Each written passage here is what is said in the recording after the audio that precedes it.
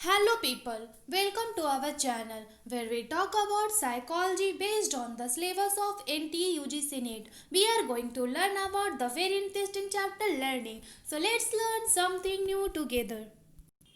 ये classical conditioning का part 4 है जिसमें हम फेनोमिना ऑफ क्लासिकल कंडीशनिंग के बारे में बात करेंगे। तो ये फेनोमिना ऑफ क्लासिकल कंडीशनिंग क्या है?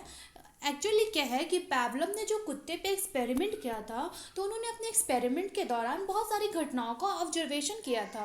तो वो जो घटनाएं हैं वो सारी घटनाओं के बारे में हम एक एक कर बात करेंगे इस वीडियो में। तो इस वीडियो को देखने से पहले प्रीवियस वीडियो जरूर देखें जिसमें हमने क्लासिकल कंडीशनिंग के कंपोनेंट्स के बारे में बात की थी। तो आइए स्टार्ट करते हैं फेनोमिना ऑफ क्लासिकल कंडीशनिंग। इसमें सबसे पहले हम उत्तेजन के नियम के बारे में बात करेंगे जिसे लॉ ऑफ एक्सिटेशन कहते हैं।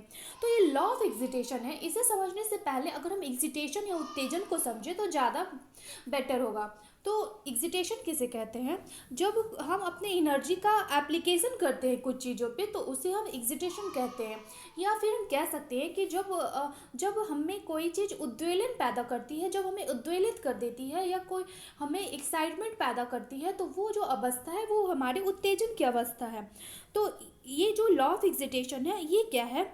तो ये इसके बारे में बात करते हैं। यदि CS को UCS के साथ बार बार उपस्थित किया जाता है तो ऐसी अवस्था में CS प्राणी में एक सामान्य उत्तेजन पैदा करना प्रारंभ कर देता है।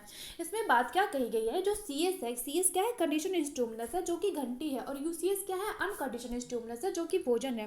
तो जब घंटी और भोजन को एक साथ बार बार उपस्थित किया जाता है तो ऐसी अवस्था में क्या होता है? जो घंटी होती है उसके प्रति है जो प्राणी है, जो एक समान उत्तेजन घंटी के प्रति उसमें एक समान उत्तेजन पैदा होने लगती है और वह लार का स्राव करना प्रारंभ कर देता है।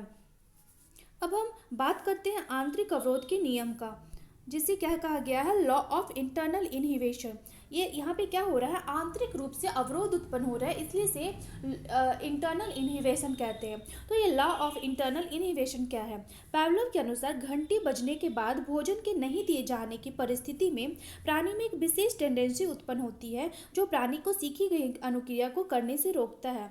क्या किया जा रहा है? पहली अवस्था में क्या हो रहा है कि घंटी बजाई जा रही है और फिर भोजन दिया जा रहा है, लेकिन यहाँ पे क्या हो रहा है? घंटी बजाई जाती है बट भोजन नहीं दिया जाता है। तो ऐसी अवस्था में है जो कुत्ते में एक विशेष टेंडेंसी उत्पन्न होती है और है जो उसे सीखी गई अनुक्रिया लार का स्राव करना, जो कि सीखी गई अनुक्रिया था उसे करने से रोकता है।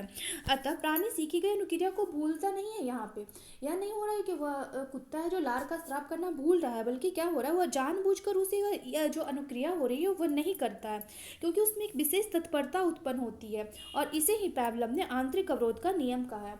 उसे है जो लार के स्राव करने की एक तत्परता उत्पन्न होती है आंतरिक रूप से, और इसे ही पैवलव ने आंतरिक अवरोध का नियम कहा है। अब हम देखते हैं कि बाह्य अवरोध का नियम क्या है, जिसे क्या कहा गया? Law of external inhibition. ये जो बाह्य अवरोध का नियम है इसके बारे में हॉस्टन नामक व्यक्ति ने 1976 में इन्होंने इसे परिभाषित किया। इन्होंने इसकी परिभाषा देते हुए कहा कि जब सीखने के दौरान कोई नया स्टिमुलस, कोई नया उद्दीपक CS के साथ दिया जाता है तो इससे सीखने की प्रक्रिया धीमी हो जाती है, और इस तरह के अवरोध को बाह्य अवरोध कहा जाता है। जो सीखने की परिस्थिति है, सीखने की अवस्था, उसके दौरान जो CS है, जैसे कि घंटी है, उसके साथ कोई नया स्टिमुलस, एक और स्टिमुलस जब उपस्थित किया जाता है तो ऐसे अवस्था में है जो सीखने की प्रक्रिया है जो धीमी हो जाती है, और इस तरह के अवरोध को बाह्य अवरोध कहते हैं। पैवलव के अनुसार जब प्राणी न्यूट्रल स्टिमुलस, क्या था? घंटी था, न्यूट्रल स्टिमुलस तथा नेचुरल स्टिमुलस भोजन को एक दूसरे के साथ संबंधित करना सीखता है तो उस समय अगर कोई एक्सटर्नल स्टिमुलस जैसे लाइट उपस्थित करके न्यूट्रल स्टिमुलस दिया जाता है तो ऐसी परिस्थिति में सीखने की गति थोड़े समय के लिए अवरुद्ध हो जाती है। यहाँ पे बात यह कह गई है कि जो न्यूट्रल स्टिमुलस है, घंटी और भोजन का एसोसिएशन करना सीख लेता है कुत्ता, लेकिन अगर क्या किया जाता है यहाँ पे कि जो न्यूट्रल स्टिमुलस है, घंटी, उसके साथ एक और एक्सटर्नल स्टिमुलस उपस्थित किया जाता है जैसे कि लाइट, तो ऐसे अवस्था में क्या होता है कि न्यूट्रल स्टिमुलस दिया जाता है तो प्राणी है जो कुत्ता है जो सीखने की गति उसमें कमज़ोर हो जाती है और उसमें अनुबंधन नहीं हो पाता है। तो इस तरह के अवरोध में व्यक्ति में किसी बाह्य उद्दीपक के कारण होता है, अतः इसे इंटरनल इनहिबिशन की संज्ञा दी गई है। एक्सटर्नल इनहिबिशन, क्योंकि यह बाह्य अवरोध उत्पन्न कर रहा है इसीलिए इसे एक्सटर्नल इनहिबिशन की संज्ञा दी गई है। अब हम स्वाभाविक उद्दीपक तथा अनुबंधित उद्दीपक का कालिक क्रम के बारे में बात करेंगे, जिसे temporal sequence of conditional stimulus and unconditional stimulus कहा गया है। पावलोव की थ्योरी में सबसे इंपॉर्टेंट फैक्टर जो कंडीशन रिस्पॉन्स की शक्ति को निर्धारित करता है वह कंडीशन स्टिमुलस बेल तथा यूसीएस अनकंडीशनल स्टिमुलस फूड के बीच का टाइम इंटरवल है। इसमें बात यह कही गई है कि जो घंटी और भोजन का जो टाइम इंटरवल है, घंटी बजाई जाती है फिर जो भोजन दिया जाता है उसका जो टाइम का इंटरवल, इसके बारे में इसमें बात की गई है। इसमें क्या कहा गया कि पावलोव ने एक्सपेरिमेंट में यह स्पष्ट कर दिया कि दोनों स्टिमुली के बीच का समय अंतराल जैसे जैसे बढ़ता जाता है सीखने की प्रक्रिया कमजोर होती जाती है। क्या हो रहा है, घंटी बजाई जा रही है और उसके बहुत देर के बाद भोजन दिया जा रहा है, तो इससे क्या होता है, सीखने की प्रक्रिया है जो धीरे धीरे कमजोर होती जाती है। कई मनोवैज्ञानिकों ने अपने अपने अपने एक्सपेरिमेंट किए और उन्होंने दिखला दिया कि सीएस तथा यूसीएस के समय अंतराल 0.5 सेकेंड या 500 मिली सेकेंड होना चाहिए। क्या होना चाहिए, जो घंटे और भोजन का जो समय अंतराल है वो 0.5 सेकेंड या 500 मिली सेकेंड होना चाहिए। इससे कम या अधिक समय अंतराल रहने से कंडीशनिंग होना कठिन हो जाता है।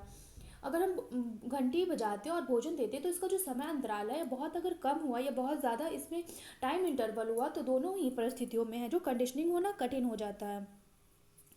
अब है जो गार्डन नामक एक व्यक्ति हैं, उन्होंने 1989 में पशुओं पे शोध किया और शोध के फलस्वरूप इन्होंने पाया कि सीएस तथा यूसीएस का आइडियल टाइम इंटरवल 0.2 सेकेंड या 2 सेकेंड तक की अवधि होती है। ये क्या कह रहे हैं, गॉर्डन नामक व्यक्ति जो है ये इन्होंने देखा कि जो सीएस घंटे और भोजन का जो आइडियल टाइम इंटरवल है वो 0.2 सेकेंड या 2 सेकेंड तक की अवधि होती है। इससे लंबा इंटरवल होता है तो पशु सीएस को यूसीएस के संकेत उद्दीपक के रूप में ग्रहण नहीं कर पाता है।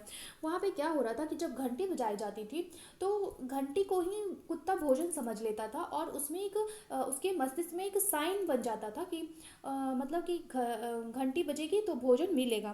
तो जब इसका जो टाइम इंटरवल है जो ज़्यादा होता है 0.2 सेकेंड या 2 सेकेंड से ज़्यादा, तो इससे क्या होता है कि जो वो घंटी को भोजन के संकेत के रूप में ग्रहण नहीं कर पाता है और तब ये जो अनुबंधन की प्रक्रिया है वो कमज़ोर पड़ जाती है। पावलोव तथा उनके शिष्यों ने जो पावलोव हैं और उनके जो शिष्य हैं उन्होंने 4 तरह के टेम्पोरल सीक्वेंस पर अधिक बल डाला, जिसके बारे में एक एक कर बात करेंगे। तो ये कौन कौन सी सीक्वेंस है, सबसे पहले समक्षणिक कालिक्रम के बारे में बात करेंगे। इस तरह के सीक्वेंस में सीएस तथा यूसीएस फूड के बीच के साथ साथ प्राणी के सामने उपस्थित किया जाता है तथा एक ही साथ दोनों को हटा लिया जाता है। इसमें क्या किया जा रहा है, समक्षणिक कालिक्रम में क्या किया जा रहा है कि एक ही साथ घंटी भी दी जाती है और भोजन भी दी जाती है और एक ही साथ दोनों को हटा लिया जाता है। इस तरह के टेम्पोरल सीक्वेंस पर आधारित कंडीशनिंग को क्या कहा जाता है, समक्षणिक कालिक्रम कहा जाता है। अब हम विलंबित कालिक्रम के बारे में बात करेंगे, जिसे डिले टेम्पोरल सीक्वेंस कहते हैं। इस क्रम में अनुबंधित उद्दीपक जैसे घंटी को पहले ही बजा दिया जाता है और तब तक लगातार बजता रहता है जब तक कि स्वाभाविक उद्दीपक भोजन प्राणी के सामने नहीं दिया जाता। ये जो डिले टेम्पोरल सीक्वेंस है इसमें क्या किया जाता है, या जो ये सीक्वेंस है इसमें जो है जो सीएस है, सीएस क्या है, घंटी है, इसको पहले बजा दिया जाता है और घंटी को तब तक बजाते रहा जाता है जब तक कि प्राणी को भोजन नहीं दे दिया जाता है। लेकिन क्या होता है यहाँ पे कि कभी कभी ऐसा भी होता है कि जो न्यूट्रल स्टिमुलस है जो क्या था, घंटी था, को भोजन देने के बाद भी उपस्थित रखा जाता है, मतलब जब प्राणी को भोजन दे दिया जाता है फिर भी घंटी की आवाज़ जारी रखी जाती है। इस तरह के क्रम पर आधारित अनुबंधन को डिलेड कंडीशनिंग कहा जाता है। अब हम बात करते हैं संकेत कालिक्रम के बारे में। तो ये संकेत कालिक्रम को ट्रेस टेम्पोरल सीक्वेंस भी कहा जाता है। इस तरह के अनुबंधित उद्दीपक जैसे बेल को पहले प्राणी के सामने बजाया जाता है, फिर कुछ सेकंड तक बजने के बाद उसे हटा लिया जाता है। इसमें क्या होता है कि जो बेल है, कंडीशन स्टिमुलस है, उसे पहले प्राणी के सामने बजा लिया जाता है और कुछ समय के बजने के बाद है जो कुछ सेकंड के बाद इसे हटा लिया जाता है। उसके बाद स्वाभाविक उद्दीपक जो भोजन है उसे दिया जाता है। क्योंकि इस तरह के क्रम में अनुबंधित उद्दीपक पहले ही देकर हटा दिया जाता है, अतः प्राणी को उद्दीपक द्वारा मन में छोड़े गए संकेत के प्रति अनुक्रिया करता है। वो जो बेल है, क्या हो रहा है, बेल को पहले दिया जा रहा है, उसके बाद हटाकर फिर भोजन दिया जाता है। तो यहाँ पे क्या होता है कि जो सीएस है वो पहले दिए जाने के कारण है जो प्राणी है जो सीएस के प्रति, मतलब घंटी जो है उसके प्रति उसके मन में एक संकेत हो जाता है, मतलब एक साइन उसके दिमाग में छप जाता है। फलतः इसे ट्रांस टेम्पोरल सीक्वेंस कहा जाता है। और इस क्रम पर आधारित कंडीशनिंग को ट्रेस कंडीशनिंग कहा जाता है। यहाँ पे क्या हो रहा है कि घंटी की आवाज़ पर है जो, वो घंटी को एक मन में एक संकेत के रूप में स्थापित कर लेता है और उस संकेत पर वो लार का स्राव करता है। अब हम पश्चगामी कालिक क्रम के बारे में बात करेंगे जिसे बैकवर्ड टेम्पोरल सीक्वेंस कहते हैं। ऊपर तीनों तरह के सीक्वेंस में सी एस बेल पहले दिया जाता है तथा भोजन यू सी एस बाद में। हमने अभी बात किया तीनों तरह के सीक्वेंस में जिसमें क्या किया जाता है कि घंटी पहले बजाई जाती है और भोजन बाद में दिया जाता है। लेकिन ये जो बैकवर्ड टेम्पोरल सीक्वेंस है इसमें क्या किया जाता है, इसमें इस क्रम में है जो भोजन यू सी एस पहले दिया जाता है उसके बाद घंटी बजाई जाती है। इस तरह के क्रम पर आधारित अनुबंधन को क्या कहा गया है, बैकवर्ड कंडीशनिंग कहा जाता है। अब हम देखते हैं कि जो डिलेड कंडीशनिंग और ट्रेस कंडीशनिंग है वो फॉरवर्ड कंडीशनिंग के प्रकार है। ये दोनों जो कंडीशनिंग है, डिलेड कंडीशनिंग और ट्रेस कंडीशनिंग, ये है जो फॉरवर्ड कंडीशनिंग के प्रकार हैं।